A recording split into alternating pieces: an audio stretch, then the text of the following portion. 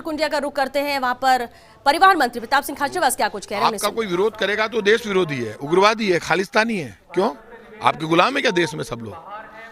ये देश महात्मा गांधी का देश है। ये देश में इंदिरा गांधी प्रधानमंत्री रही है जो देश पर बलिदान हो गई। इसलिए आप ये कहकर किसको चुनौती दे रहे हैं? बीजेपी के नेता तय नहीं करेंगे, बीजेपी तय नहीं करेगी कि देश की जनता क्या बोलेगी। देश की जनता को freedom of speech basic right है, स्वतंत्र अभिव्यक्ति बोलने का अधिकार मिला हुआ है और जनता का विरोध करने का उनका अपना मूल अधिकार है।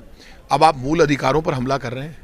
और ये बताइए आप मुझे, जब अशोक गहलोत जी बजट लेकर आते हैं तो उन्होंने एक बात कही कि मेरा 60 इंच का सीना है, हम 60 इंच का सीना रखते हैं, हमारा दिल बहुत बड़ा है। मोदी जी ने कहा था मेरा 56 इंच का सीना है।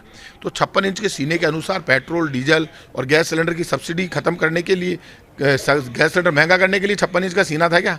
इस 60 इंच के सीने वालों से कुछ तो सीख लो।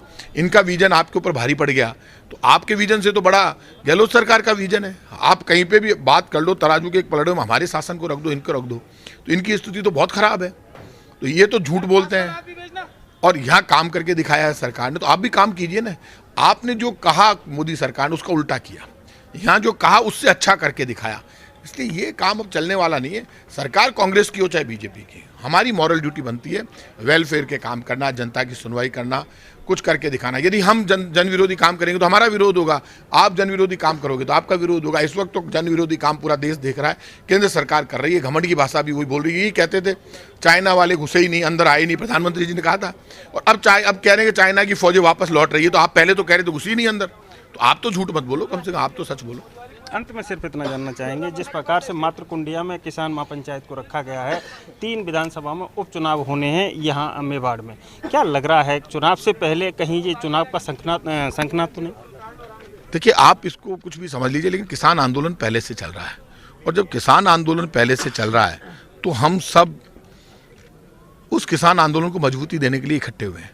उपचुनाव भी आ गए। उपचुनाव में मैं तो लोगों से रिक्वेस्ट करूंगा, इस वक्त मोदी सरकार जो जुल्म कर रही है, गैस सिलेंडर के दाम बढ़ाने में, पेट्रोल डीजल की रेट बढ़ाने में, किसानों की मौत के लिए मोदी सरकार जिम्मेदार है। किसानों को मार रही है, कांटेदार बाड़ लगा रही है, कीले लगा रही है, बॉर्डर जाम कर रखे हैं, जुल्म हो रहा है, किसान दुखी है, घरों को छोड़ के वहाँ बैठा हुआ है, किसान को गुलाम बनाने की साजिश मोदी सरकार कर रही है।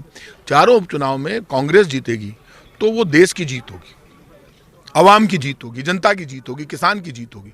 इस वक्त बड़ा मुद्दा एक है, केंद्र की मोदी सरकार के घमंड को तोड़ना, उनके घुटने टिकाना, जिससे किसान की आवाज मजबूत हो, किसान इस लड़ाई को जीते। उसके जरिए चारों राजस्थान के उपचुनाव में हाथ के निशान का बटन दबाए लोग, कांग्रेस को वोट दें। और ये ऊपर तक मैसेज जाना चाहिए कि एक विजन गहलोत सरकार का है जो 60 इंच के सीने की बात करती है लेकिन जनता का काम करती है। जनता को कोरोना संकट में तो छूट देनी चाहिए टैक्स में, ये तो टैक्स बढ़ा रहे हैं और अपनी जेब भर रहे हैं लेकिन जनता को कुछ नहीं दे रहे। तो ऐसी सरकार को सबक सिखाना हमारी जिम्मेदारी है। तो ये थे मंत्री प्रताप सिंह खाचरियावास। इनका साफ शब्दों में कहना है कि जिस तरह से किसान आंदोलन है पहले से चला आ रहा है, लेकिन अभी जिस